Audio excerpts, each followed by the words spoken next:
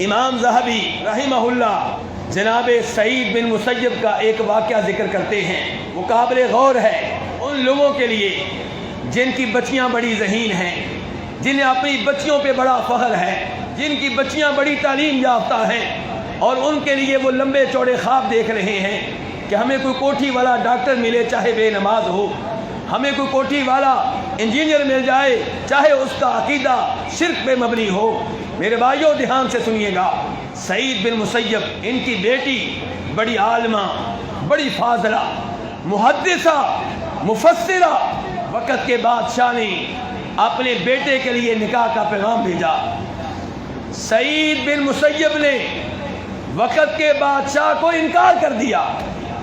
وقت کا بادشاہ توحید کے اوپر ہے، کوئی کافر نہیں ہے، مسلمان ہے، نماز پڑھنے والا ہے، لیکن اسے رشتہ دینا مناسب نہیں سمجھا۔ ایک دن درس حدیث سے فارغ ہوئے، ایک طالب علم نے سلام دیا، کہا بھئی تم کئی دنوں سے نظر نہیں آئے ہو، کافی دنوں کے بعد نظر آئے ہو۔ کہا استاد جی میری بیوی فوت ہو گئی تھی، اس لیے اتنا عرصہ غائب رہا اور آج حاضر ہوا ہوں۔ کہا کہیں تمہارا نکاح ہو چکا ہے؟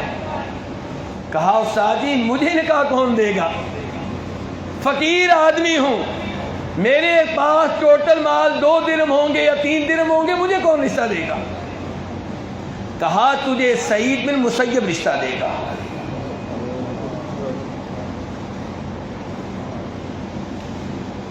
اور مجھے اور آپ کو کون چاہیے؟ داماد۔ داماد کیسا ہونا چاہیے؟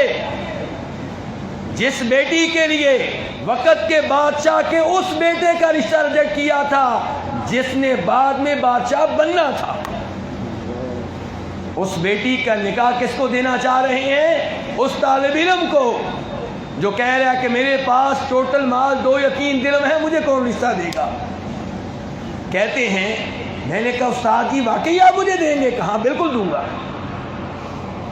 ادھر ہی بٹھا لیا۔ اب یہ نہیں کہا کہ میلسی کا اچھا سا شادی ہال بک کرواؤ، وہاڑی کا اچھا سا شادی ہال بک کرواؤ، نہیں، ادھر ہی بٹھا لیا اور ادھر ہی خطبہ پڑھا، درود شریف پڑھا اور اپنی بیٹی سے نکاح کر دیا۔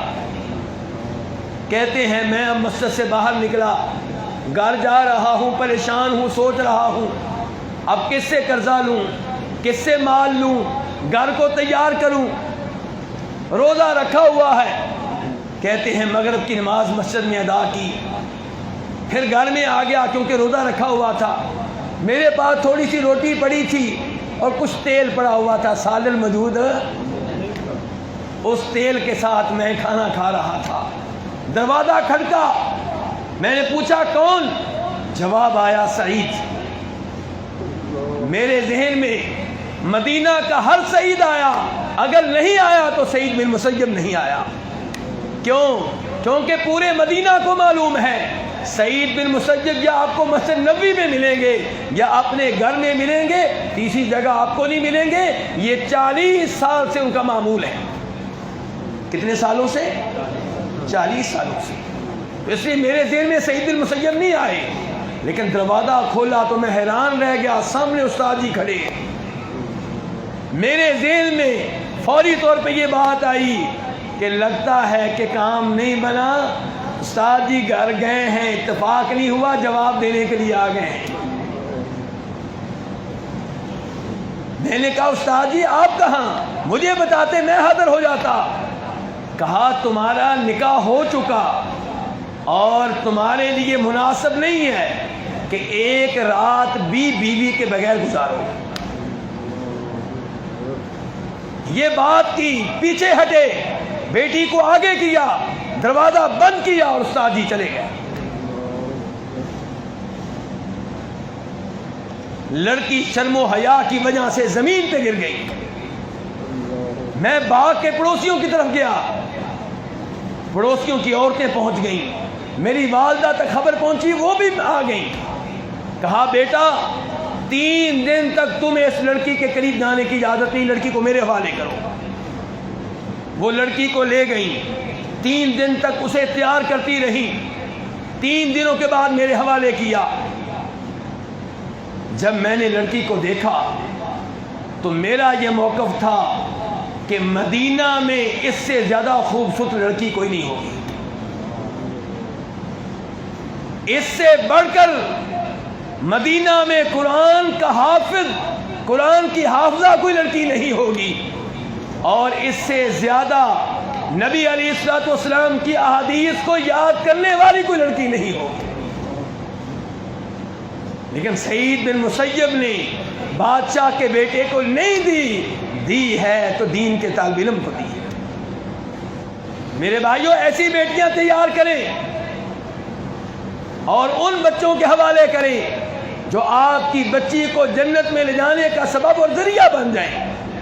دنیا میں اگر آپ کی بچی 10 سال 15 سال 20 سال 40 سال 50 سال مصائب میں گرمی میں گزار لے گی، کوئی بات نہیں، روزے قیامت تو جنت مل جائے گی۔ لیکن اگر یہاں پہ کوٹھیاں مل گئیں، گاڑیاں مل گئیں، عقیدے پہ سمجھوتا کرتے ہوئے، دین پہ سمجھوتا کرتے ہوئے، دین کو نظر انداز کرتے ہوئے، تو بتائیے یہ 30-40 سال تو آپ کی بیٹی عیاشی کر لے گی، قبر میں کیا بنے گا؟ تو آپ اپنی بیٹی کو انگلش سکھائیں، مجھے کوئی اعتراض نہیں ہے، پھر بتا دوں، سائنس پڑھائیں، مجھے کوئی اعتراض نہیں ہے، لیکن ان چیزوں سے پہلے حق ہے میرے رب کا۔ آپ کی بچی کو تجوید کے ساتھ قرآن پڑھنا آتا ہو، اور بہتر یہ ہے کہ قرآن کی حافظہ ہو، بہتر یہ ہے کہ قرآن کی عالمہ ہو، بہتر یہ ہے کہ قرآن کی مفسرہ ہو، پورے گاؤں میں انقلاب پیدا کر دے، پورے گاؤں کی لڑکیوں کو اپنی شاگردہ بنا لے، پورے گاؤں کی لڑکیوں کو اپنے لیے صدقہ جاریہ بنا لے۔ اللہ رب العزت سے دعا ہے کہ اللہ تعالی ہمیں ان بچیوں پہ محنت کرنے کی توفیق عنایت فرمائے۔